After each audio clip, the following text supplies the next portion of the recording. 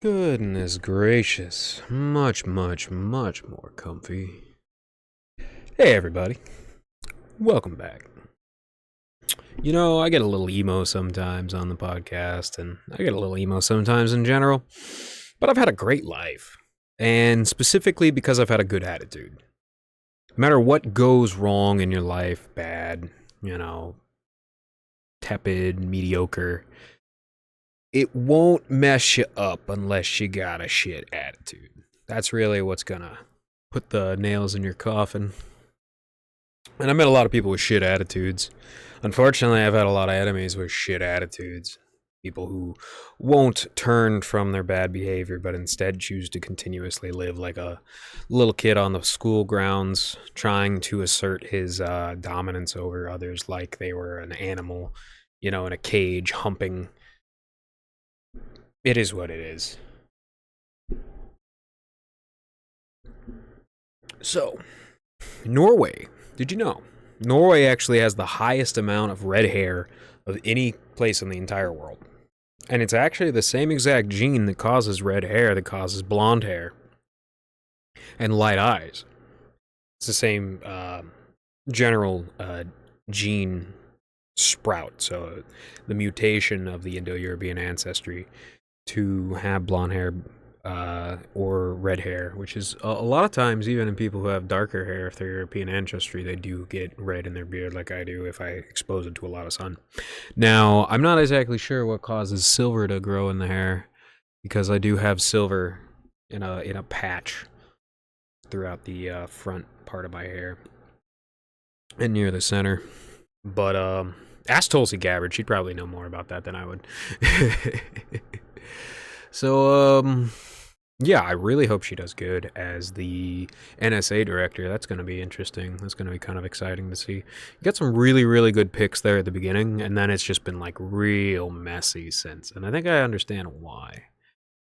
You see, let's go back a little bit. Let's go back to the island of Suqutra, off the coast of the Horn of Africa, experiencing a horrific tsunami, getting a lot of damage, and the UAE landing with help.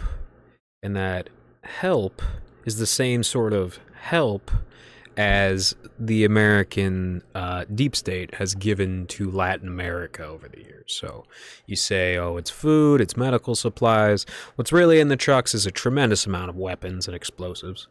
That's actually what they pass along, and they use that to threaten and coerce the native populations, the weak population of Suqutra, an island nation, into bending the knee to the UAE scumbags and all their international buddies that wanted to take over that island for political and strategic purposes.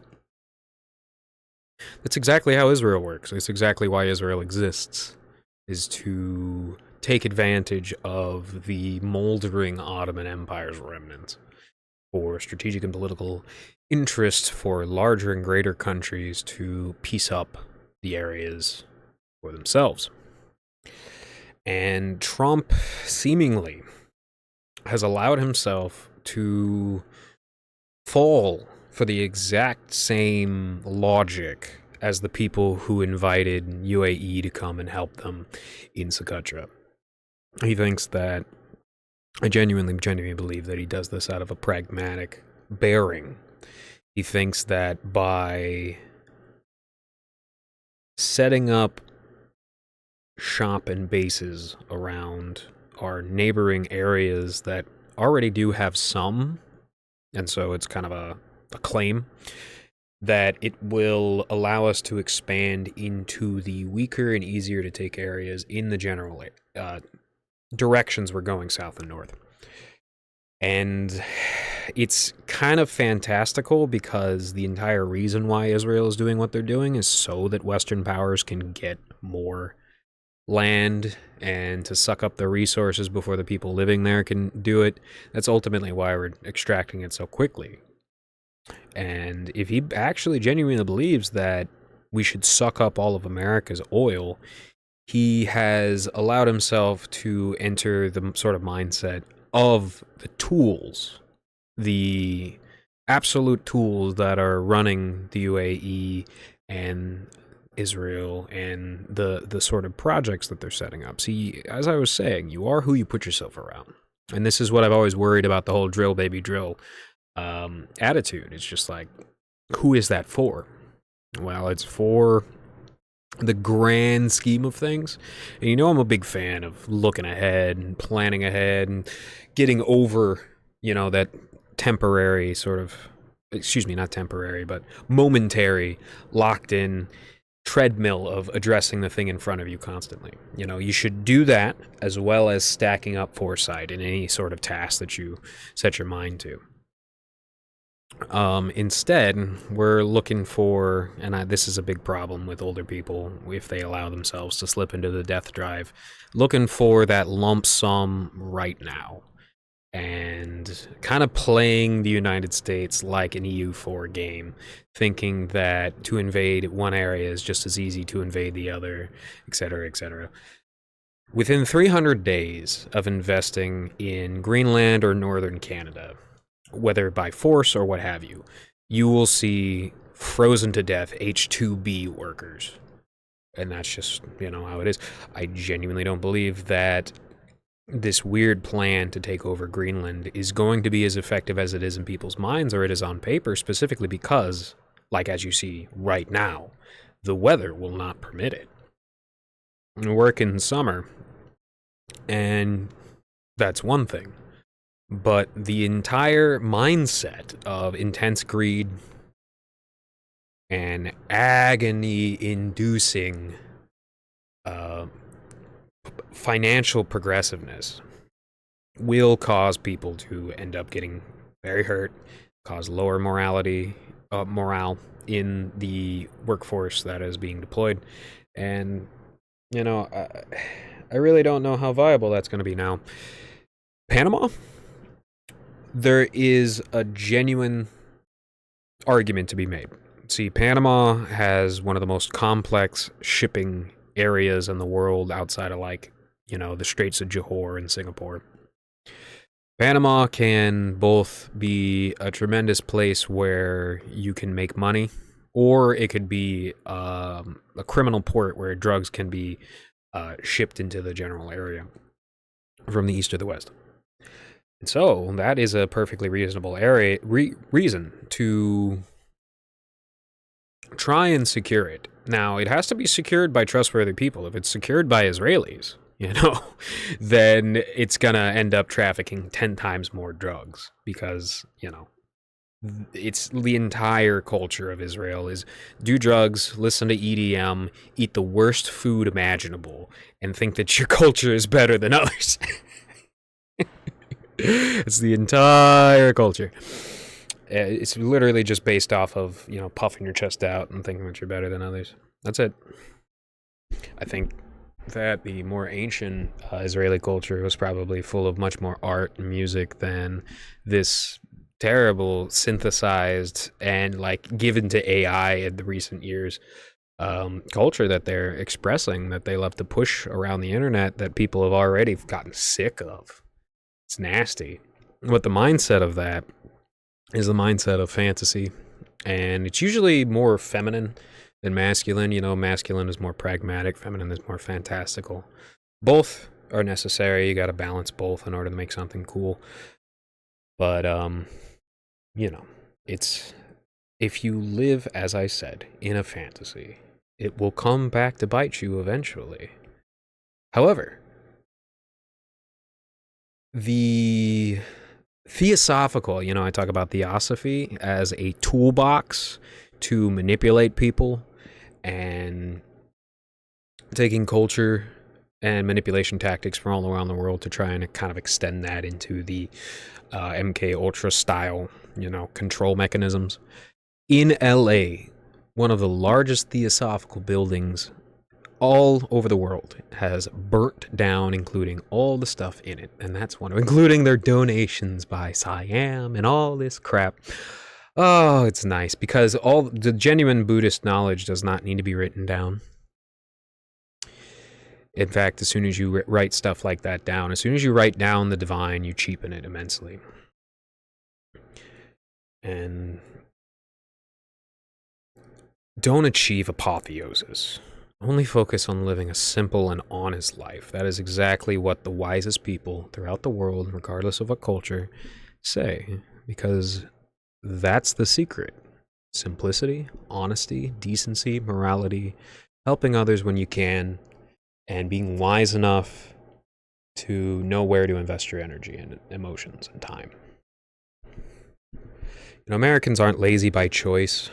It's a self-defeating culture that's been levied on top of us since the Cultural Revolution in the 1965 to 1969 era, which took a steamroller over the good cultures that made European and American society venerable, the culture that won out against Confederate evil, hedonism, and domination of people. It won over that. And all this time, thanks to being pardoned and given a pass, all those creeps worked very hard, from Nazis to Japanese scientists to Confederate assholes. They've worked very hard on trying to find a way to destroy that powerful, powerful culture that won against their fantasy. And that's exactly what they've managed to do, is by 1,000 different cuts. They've managed to bleed American and European culture to a very, very weak position where it can be dominated by significantly more pathetic cultures, such as the culture of Zionism, such as the culture of neo-Nazism, and any other theosophical, puzzle or Lego structure that they put together from the building blocks that they have available to them. Speaking of the LA fires, if you still care about Hollywood, you are a man-child. You're a fantasy-obsessed man-child. Movies, they haven't been good in a while, and quite frankly, most of the movies aren't that good to begin with. There are some that have some genuine love poured into them, that have actors that aren't abused. But when it comes to the just tremendous amount of terrible music and terrible art in general that has come out of LA and Hollywood, it is no love lost for all of that to not be rebuilt, and for Atlanta to reject it somehow. Now, I wouldn't know how to prevent such a nasty, parasite from setting up shop in my backyard. And there is a lot of that going on right now with military industrial freaks trying to set up testing facilities and missile creation labs in my backyard. And that's the exact sort of thing that happened to California before Hollywood swept in, is it got consecrated to war and bloodshed. I don't know how to stop that. That's why I have this podcast, because I'm just trying to speak on it in a way that stimulates people's minds. Because as Americans, we genuinely need to learn more. Specifically, one of the biggest things that has caught us up is the consistent and hedonic seeking of amusements. It's all we want to be, is amused, and you need to break up your amusement with some learning. You need to make it so that you're not just a giggling baby who's constantly seeking and being amused. And, you got to balance that out with thinking. You got to balance that out with practicing and getting better at stuff. Otherwise, you will be that person who is constantly lashing out on others because you are permanently stunted, arrested development style, and stuck in this 80 to 100 IQ block that it really sucks to be in if you have every opportunity to be better. Oh, another good bit of advice here on Above the Bell Curve is never trust a man or a woman with lower arm tattoos down in this general area. Never. That is a sign of that same sort of, like, a genuine falling for it. That, it would be cool to constantly flash dumbass scribbles to everybody around you, or to have to wear long sleeves all the time, even if you're in a hot environment. My pudgy sheriff has lower arm tattoos, and he is also a nasty little murderer who not only murdered the military veteran Gregory Edwards, but intimidated the hell out of his wife afterwards for just asking for the body back so that she could give her husband a proper burial.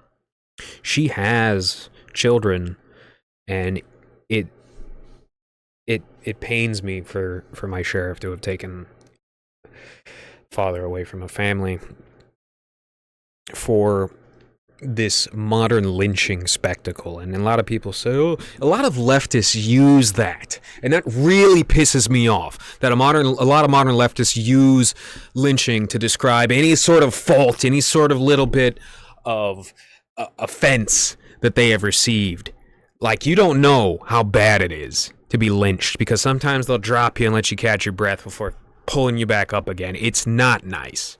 And the whole process of putting a spit mask on somebody after macing them is a very long and drawn-out way to die. It is a horrific way to die. And we've been incentivizing just torture and murder in the police, in our jails and prisons, in the Guantanamo Bay-style black sites all around the world this entire time, as things have been getting worse, you see. So, you know, a little rant about my sheriff being a pudgy shithead terrorist.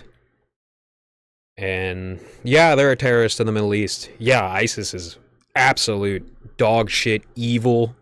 You know, they like to scare the fuck out of people, but at the end of the day, Jack Dorsey, who used to own Twitter, he put the ISIS videos all over the place so that he could allow them to scare people. You know, all this freedom technology shit that he says, all this, you know, oh, blue sky is nice. No, he is a predator and a manipulator, and the fact that he has billions of dollars now because Elon Musk fell for it makes me very sad. You know, as I said, Twitter is so bare bones that when he bought it and turned it into X, you know, it didn't mean anything. It isn't like Facebook where you have a ton of algorithms, a ton of pictures. It is mostly, and like an unlimited writing character limit. It is literally, as South Park has explained, a place for people to shit out their quickest and slickest thoughts in this spattering of either, you know, decent jokes or literally like cut off thoughts. And Trump was a real expert at, you know, threading the needle, reducing his words. That's the reason why he talked like that on Twitter for a period of time, you know, shortening his word usages, shortening his character usages in order to put up with the lowered character limit. And they eventually raised the character limit specifically because people turned it into more of a place to talk.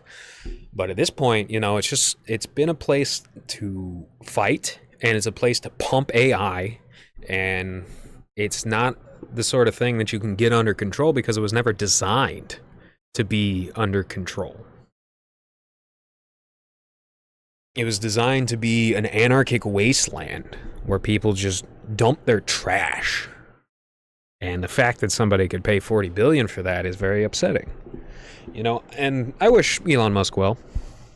I hope he does good.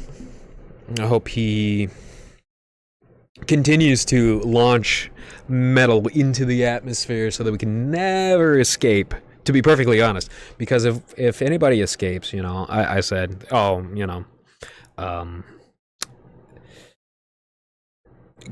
building in-the-ground pools and gambling is not going to get us to Mars. Well, I don't care much about getting to Mars.